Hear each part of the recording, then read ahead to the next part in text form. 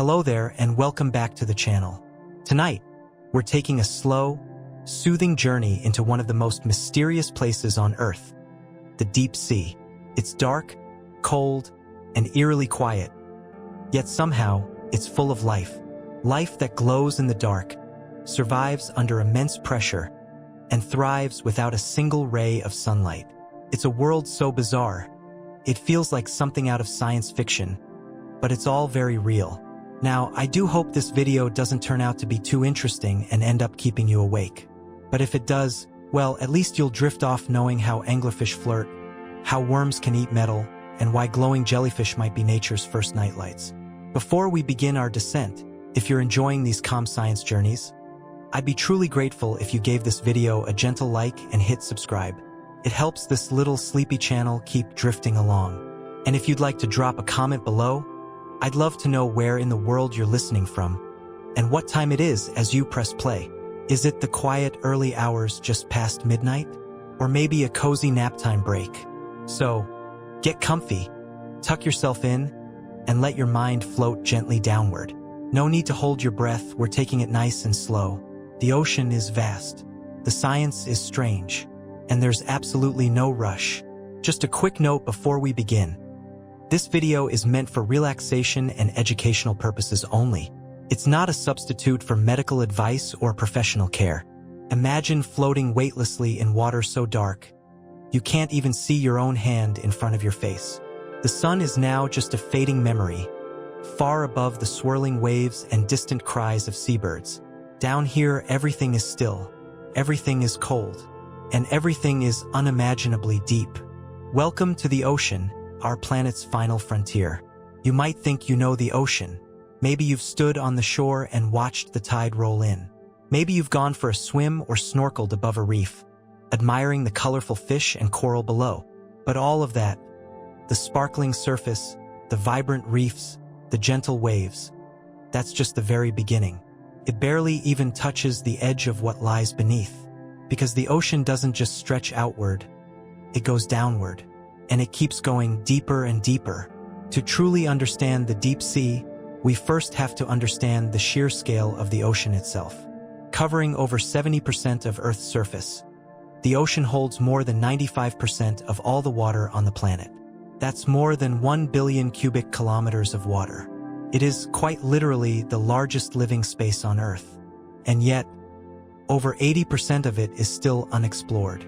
We've mapped the surface of Mars in greater detail than we've mapped the floor of our own ocean. But the ocean isn't just one vast, empty space. It's layered, like a watery cake, though definitely not the kind you'd want to eat. These layers or zones are mostly defined by depth, and by how much sunlight can reach them. So let's gently drift through them, one by one. The first is the epipelagic zone, also called the sunlight zone. This is the part of the ocean you're probably most familiar with. It extends from the surface down to about 200 meters, or roughly 650 feet. Sunlight still penetrates here, which means tiny plants like phytoplankton can perform photosynthesis. And animals in this zone usually rely on vision to hunt, feed, and avoid becoming a meal themselves. Most of the ocean life we know and love lives right here in the sunlight zone.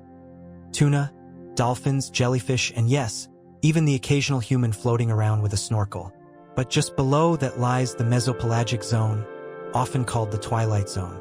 This layer stretches from around 200 to 1,000 meters deep, or roughly 650 to 3,300 feet.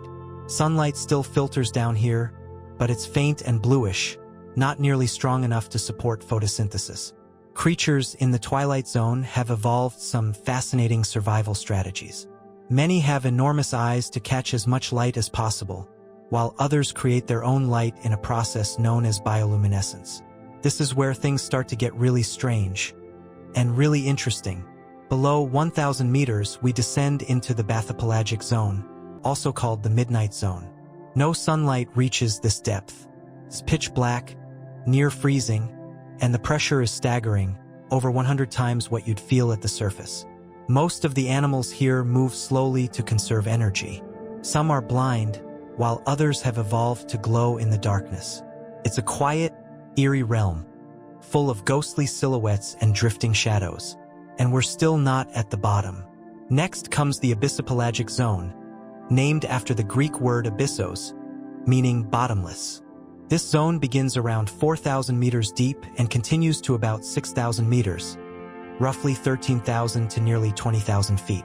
That's like stacking 4 Mount Everests on top of each other, then diving all the way to the bottom. Down here, the water is near freezing, the pressure is crushing, and yet, life endures. Strange, otherworldly, and beautiful life. Finally, we reach the hadal pelagic zone, named after Hades, the Greek god of the underworld. This zone includes ocean trenches, the very deepest parts of the sea. The most famous is the Mariana Trench, which plunges nearly 11,000 meters below the surface. That's deeper than the altitude of most commercial airplanes. Very few creatures live here, but those that do are strong, alien-like, and built to survive in a world without light, warmth, or company. One of the most fascinating things about the deep sea is how little we actually know about it. Despite our technological advancements, exploring these depths is incredibly difficult. The pressure can crush submarines like empty soda cans. The darkness makes it hard to see, and the freezing cold can slow machines or cause them to fail. Much of what we've learned comes from sonar mapping, deep diving submersibles, and remotely operated vehicles. Even so, every time scientists send a probe into the deep, they discover something new. A species, a behavior, a mystery we never expected. But you might wonder, why should we care about these dark, distant places? They don't exactly affect our everyday lives, unless your morning commute involves a bathyscaphe. Well, for starters, the deep sea plays a vital role in Earth's ecosystems. It helps regulate the global climate by absorbing and storing carbon dioxide. It cycles nutrients that support marine life across the entire ocean. And it harbors an incredible wealth of biodiversity, some of which may one day lead to breakthroughs in medicine or technology. The deep ocean is also a natural time capsule. Its sediments contain records of Earth's ancient climate, prehistoric life, and even mass extinctions. It's like a vast, silent library sitting beneath the waves, quietly preserving the history of our planet. But this mysterious world is not without its challenges. Life here must endure immense pressure, icy temperatures, and total darkness. Food is scarce. Oxygen can be limited. And yet, life not only survives, it thrives. Some adaptations are so bizarre, they feel pulled from a science fiction movie. Take the barrel-eye fish, a tiny creature with a transparent head. Its tubular eyes can rotate inside, like periscopes scanning the sea. Or the vampire squid, which can turn itself inside out and releases glowing light to confuse predators. And then there's the iconic deep-sea anglerfish, where the female grows to the size of a football, while the male is a miniature parasite that fuses with her for life. These aren't just strange animals. They're symbols of life's persistence, creativity, and ability to adapt to even the harshest environments. The deep sea might seem empty, but it's not lifeless. It's full of motion, slow, subtle, and purposeful. It's a world perfectly in tune with itself. As you float here in your imagination, drifting silently through the ocean's layers, you might feel something unexpected. Peace. There is no rush in the deep sea. No chaos. No noise. Just the steady glow of survival, the slow shimmer of bioluminescence, and the timeless rhythm of the currents. And so, we begin our descent into this alien world beneath the waves, not with a splash, but with a sigh. There is nothing here to fear, only to wonder at. The sea is deep, but our curiosity, deeper still. Let's keep drifting. Let's start with something simple. Take a deep breath and hold it gently. Now, imagine the weight of the entire Empire State Building pressing down on your chest. A little uncomfortable, right? That's what it's like to live in the deep sea. Except it's not just your chest. It's your whole body. Every inch, every cell, every molecule is being squeezed by unimaginable pressure. But in the ocean's deepest, darkest corners, this crushing force isn't a disaster. It's just life as usual. To understand this pressure, we need to dip briefly into physics. At sea level, we live under the weight of the atmosphere. That's about 1 atmosphere of pressure, or roughly 1 kilogram per square centimeter. We don't notice it because our bodies are perfectly balanced for it. But underwater, something interesting happens. Water is heavy, much heavier than air, and you don't have to go very deep before things start to change. For every 10 meters you descend, about 33 feet, the pressure increases by 1 atmosphere. So at just 10 meters deep, the pressure is already twice what it is on land. Now let's go deeper. At 100 meters, that's 11 atmospheres. At 1,000 meters, about 3,300 feet, it's over 100 atmospheres. And at the bottom of the Mariana Trench, nearly 11,000 meters down, the pressure exceeds 1,100 atmospheres. That's over 8 tons pressing down on every square inch of surface. Imagine an elephant balancing on your pinky finger. You're not far off. This kind of pressure would be lethal for most land-dwelling creatures. Our lungs would collapse, our organs would rupture, our cells would burst like overfilled balloons. And it's not just humans. Even most shallow water animals wouldn't survive such crushing force. So how does anything live down there? Turns out, deep-sea creatures aren't just tough. They are marvels of adaptation. One of their greatest survival tools? Flexibility, both literal and biological. Many of these creatures have soft, gelatinous bodies with few or no hard parts. Think of the blobfish, the vampire squid, or deep-sea jellyfish. Their squishiness is their secret weapon. They don't have air pockets or gas-filled swim bladders, things that would collapse under pressure. Instead, they manage buoyancy with special oils or compounds in their tissues that aren't affected by pressure. And the adaptations go even deeper, down to the cellular level. At high pressures, even the chemistry of life struggles. Proteins and enzymes can twist, break down, or stop working entirely. But deep-sea life has evolved special enzymes and pressure-resistant membranes. Their cell walls contain unique fats that stay fluid in freezing temperatures and extreme pressure, allowing nutrients to pass, energy to flow, and cells to function normally. Think of it like trying to open a tightly sealed container on an airplane. Simple tasks become difficult when pressure changes. Now imagine that multiplied by 1,000. Imagine you're a fish, and your very survival depends on millions of tiny biological containers working flawlessly every second under crushing conditions. That's the level of precision deep-sea animals have mastered. In fact, some of these creatures don't just tolerate high pressure, they require it. Certain enzymes in their bodies only work properly under intense pressure. If you brought them to the surface, they wouldn't just be uncomfortable, they might not survive at all. That's one of the biggest challenges in studying deep-sea life. Many animals captured in nets or submersibles don't survive the journey upward. For them, a sudden drop in pressure is just as dangerous as a pressure increase would be for us. But not all deep-sea visits are permanent. Some animals dive into the deep and return, like squid or certain whale species. These creatures have evolved extraordinary pressure management systems. Take the sperm whale, for example. It can dive over 2,000 meters, more than 6,000 feet, in search of food. Its rib cage is flexible, its lungs collapse safely, and its blood is rich in oxygen, helping it avoid decompression sickness, also known as the bends. Other creatures, like deep-dwelling amphipods and isopods, take things even further. Some incorporate heavy metals into their exoskeletons. A few even extract aluminum directly from seawater to create natural armor. Yes, you heard that right. They're mining the ocean to build their own protective suits. Take that Iron Man. One especially fascinating species is the hadal snailfish. It's a small, ghostly fish that lives over 8,000 meters deep. It has no scales, no swim bladder, and its bones are thin and fragile. Its skin is almost transparent, and its body is nearly gelatinous. Yet it thrives in a world that would crush most life instantly.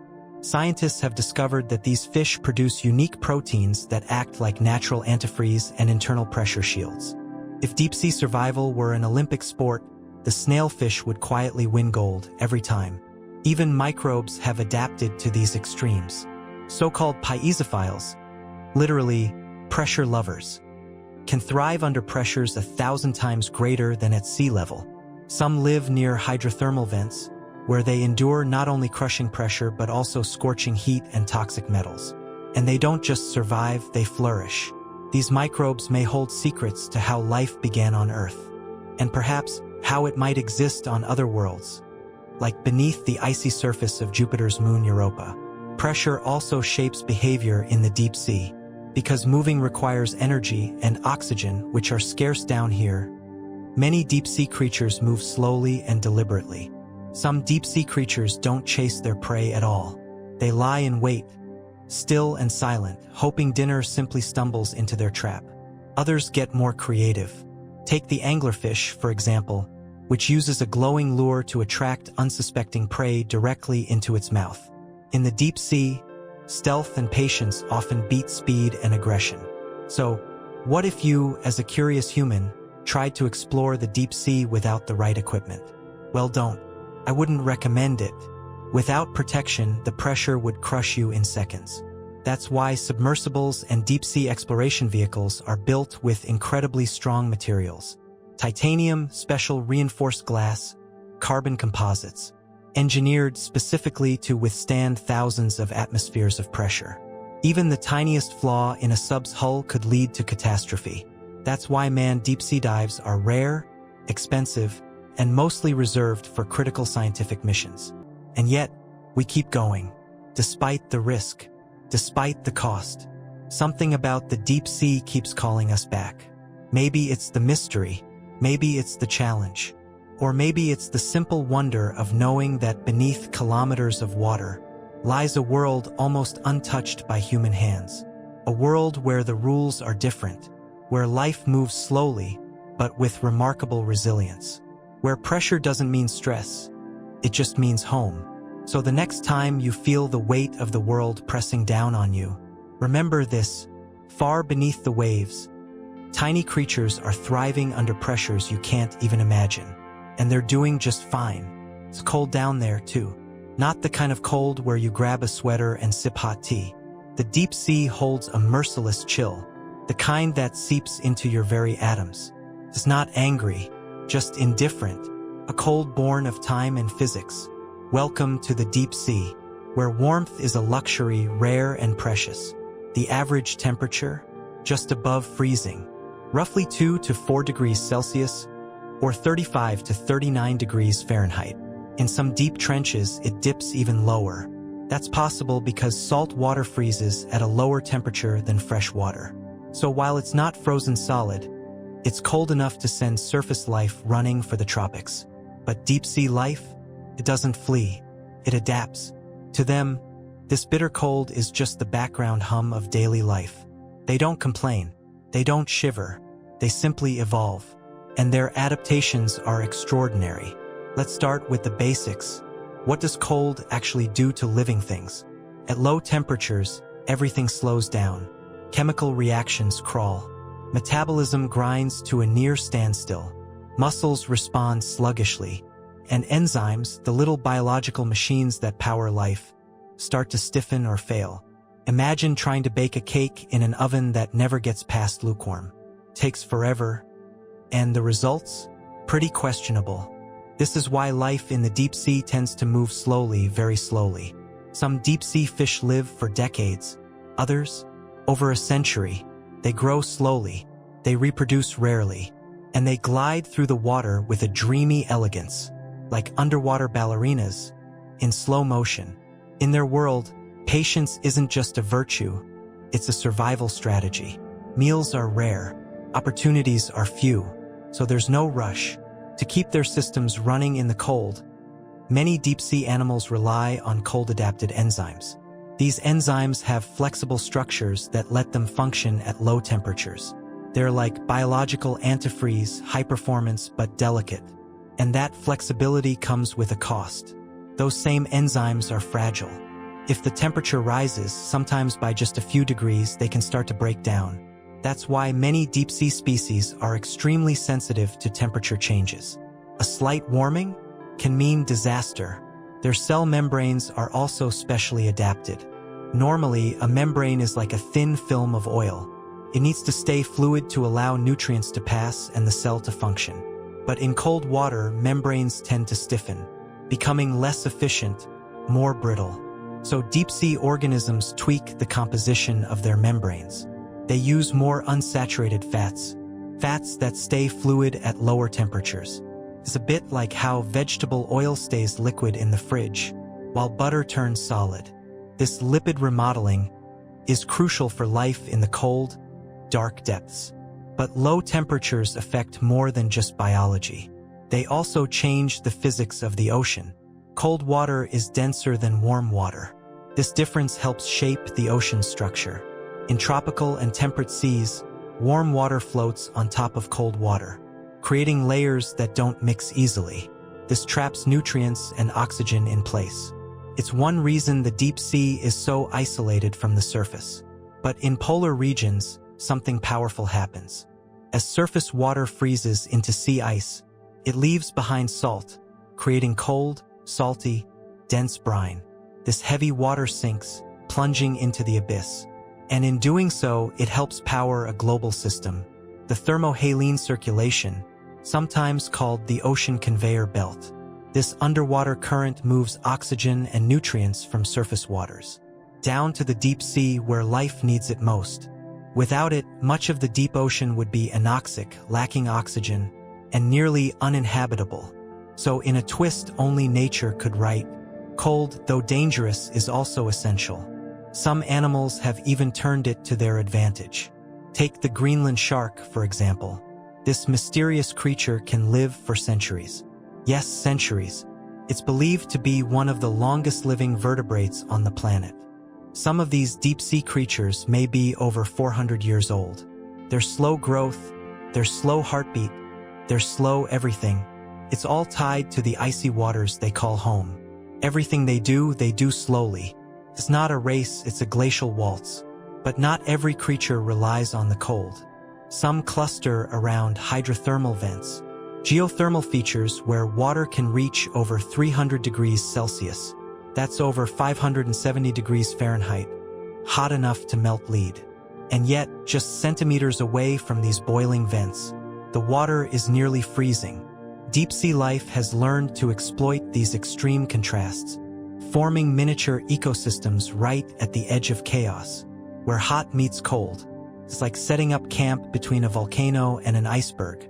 Of course, most creatures don't have the luxury of geothermal warmth.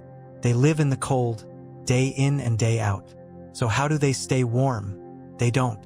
Unlike mammals, which regulate their body temperature from the inside, most fish and invertebrates are ectothermic, meaning their body temperature matches the water around them. Rather than fighting the cold, they've embraced it. Their enzymes, their membranes, their metabolism are all designed to run efficiently near freezing. If you put one of these creatures in a tropical aquarium, it wouldn't survive. Too much warmth is lethal. Cold also affects reproduction. Eggs and larvae can take years to develop. Maturity doesn't happen quickly, but that's okay. In the deep sea, there are fewer predators, less competition, and very little urgency. Still, cold doesn't mean safety. Many deep-sea animals are highly sensitive to temperature. Just a 1 to 2 degrees Celsius rise can cause massive disruptions, breaking the delicate balance they depend on. As climate change shifts ocean temperatures and circulation, the deep sea is no longer as isolated as it once was. Warm water is creeping downward, disrupting oxygen levels, changing currents, and putting stress on ecosystems that once felt timeless. And yet, there's something beautifully poetic about this icy existence. It reminds us that warmth isn't required for life, that in the quiet, the cold, and the stillness, life can still persist beautifully. So the next time you cozy up in a blanket, or warm your hands by the fire, spare a thought for those strange, stoic creatures, drifting silently in the frozen black of the deep. They have no socks, no fireplaces, no cocoa with marshmallows, just cold, patience, and the quiet pride of having turned one of Earth's harshest places into home. Now, close your eyes for a moment and imagine the deep sea. You probably picture darkness, an unbroken, endless, suffocating black. And you're right, sunlight, for all its power, only reaches so far. By the time you're 1,000 meters down or 3,300 feet, light is gone. Beyond that, it's like being inside the world's largest, wettest closet, with the lights permanently switched off. This absence of light defines the deep sea. In this darkness, vision becomes meaningless. But life doesn't give up. It evolves. It adapts. It finds a way to thrive, even in eternal night. Some deep-sea creatures have evolved ways to sense their environment without needing eyes at all. Others, they've brought the light with them. Let's start with the obvious. Why is there no natural light in the deep sea? It comes down to how water absorbs sunlight. Even in the clearest ocean water, sunlight can only travel about 200 meters deep before fading into twilight. Blue light goes the farthest, which is why the ocean looks blue from the surface. But even blue light disappears completely by around 1,000 meters. At that point, you've entered what scientists call the aphotic zone. Literally, without light. And once you're there, you might as well forget about flashlights, unless they're biological. We'll get to that in a moment. In this world of darkness, many animals have decided that eyes just aren't worth the effort. Take the tripod fish, for example. It has such poor vision, it doesn't even use its eyes to hunt. Instead, it perches motionless on the seafloor like a three-legged stool, balancing on long, bony fins. It waits and feels for prey using sensitive receptors on its fins and face. Others go even further. They abandon eyes altogether. Some species of deep-sea shrimp, worms, and other invertebrates are completely blind. They rely on touch, pressure, and chemical cues, like a sixth sense, but soggier. On the other hand, some creatures double down on vision. Take the bizarre barrel-eye fish. It has enormous, supersensitive eyes that can detect the faintest bioluminescent flicker in the dark. But there's a twist. Its head is partially transparent, with its eyes floating inside a fluid-filled dome, allowing them to rotate like periscopes, scanning both above and ahead. But perhaps the most beautiful solution to eternal darkness? Make your own light. Enter bioluminescence, nature's built-in flashlight. Bioluminescence is the ability of a living organism to produce light. It's not just a rare gimmick. It's incredibly common in the deep sea. In fact, scientists estimate that more than 75% of deep-sea creatures can glow. Some shimmer gently like embers, others flash bright signals, and a few use light as a lure to catch their next meal. The glow comes from a chemical reaction. A light-producing molecule called luciferin reacts with an enzyme called luciferase, producing a soft, often blue or green light. Why blue and green?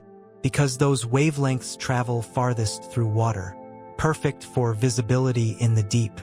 Some animals produce this light using specialized cells called photophores. Others get help from glowing bacteria, housing them inside their bodies in special light organs. Take the flashlight fish. It has glowing patches beneath its eyes that it can turn off by flipping a flap of skin, like a headlamp with a dimmer switch. And it's not just for show. Bioluminescence has a purpose. It's used for camouflage, communication, hunting, defense, even invisibility. Some fish use counterillumination, producing light on their undersides to match the faint glow from above, making them invisible to predators below. Certain squid flash patterns to attract mates or send warnings. Some shrimp burst with light to distract predators and escape. And some jellyfish, when attacked, release glowing threads into the water, like a burglar throwing glitter, marking their attacker. But the most iconic example, the female anglerfish. She has a long, fleshy filament extending from her forehead, tipped with a glowing lure. Dinner comes to her. The female anglerfish dangles her glowing lure in front of her enormous jaws, tempting curious prey, like moths to a flame. It's a trap, of course, but a beautiful one. The male anglerfish, he's tiny, without a lure of his own. His whole life is spent searching for a mate, and when he finds her, he bites down and fuses with her body permanently. He becomes a living parasite, sharing her bloodstream, relying on her for everything. It's romantic, in a very deep-sea kind of way. Some deep-sea creatures have even evolved ways to become invisible using light. The hatchetfish, for example, has highly reflective scales and emits a faint bioluminescent glow on its belly. This cancels out its shadow from predators lurking below, like wearing an invisibility cloak powered by moonlight. But not all light is for hiding. Some creatures wield it like a weapon. The dragonfish, with its long, sinuous body and needle-like teeth, glows with lights along its chin and sides. But here's its trick. It can produce red light, a rare feat in the deep sea. Most deep-sea creatures can't see red light, so to the dragonfish it's like having night vision goggles. Can hunt without being seen. A silent stalker in a world of blind prey. Not all the light in the deep sea comes from life. Some of it is caused by chemical reactions in the water, or even by the disturbance from submarines and deep-sea probes. But the living lights are what captivate us. They shimmer, pulse, flicker, and wave like a slow-motion aurora in the dark. They turn the black abyss into a living light show. In a world without sunlight, bioluminescence becomes a language, a way to see, to communicate, or to disappear. It's a glowing testament that even in the darkest places, life finds a way to shine. And while the deep sea may seem lonely or blind, it's actually alive with messages, signals, and movement. There are no shadows, no moon, no dawn, but there is communication, and there is light, not from the sun, but from the living pulse of the ocean itself. Now, take a deep breath in and slowly let it out. Now imagine doing that at the bottom of the ocean. Yet not so easy. Breathing, something we usually do without thinking, becomes a monumental challenge in the deep sea. There's no fresh air, no kelp forests waving gently, just freezing, dense water, and very little oxygen. But life still manages. Deep-sea creatures have developed brilliant solutions to extract oxygen, or in some cases to do without it entirely. To understand this, you first need to know where oxygen in the ocean comes from. Either it mixes in from the air at the surface, or it's produced by photosynthesis from marine plants and algae in sunlit zones.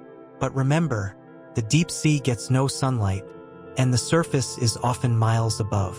So the oxygen-rich water that sinks down is all there is. There's no recharge, no top-up. As that water sinks and moves with currents, oxygen gets used up, mostly by bacteria breaking down organic matter falling from above. This creates oxygen minimum zones, usually between 200 and 1,000 meters deep, where oxygen levels get so low that most fish can't survive. It's like the ocean's version of a high-altitude desert, but instead of dry sand, you're swimming through thick, cold soup. So how do deep-sea creatures cope with such a lack of oxygen? Let's start with the basics. Gills. Gills are an incredible feat of biological design. They allow oxygen to diffuse into the blood while letting carbon dioxide out. But in the deep sea, where oxygen is scarce, normal gills won't cut it. That's why many deep-sea animals have evolved super-efficient gills. Larger, thinner, or packed with more blood vessels. The goal? Maximize oxygen absorption down to the last molecule. Some species, like deep-dwelling squid and certain fish, also carry special hemoglobin in their blood.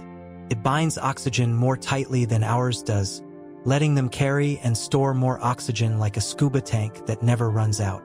Some even have custom versions of hemoglobin adapted to low-oxygen environments. Evolution's version of oxygen hacking. But deep-sea survival isn't just about grabbing more oxygen. It's also about needing less.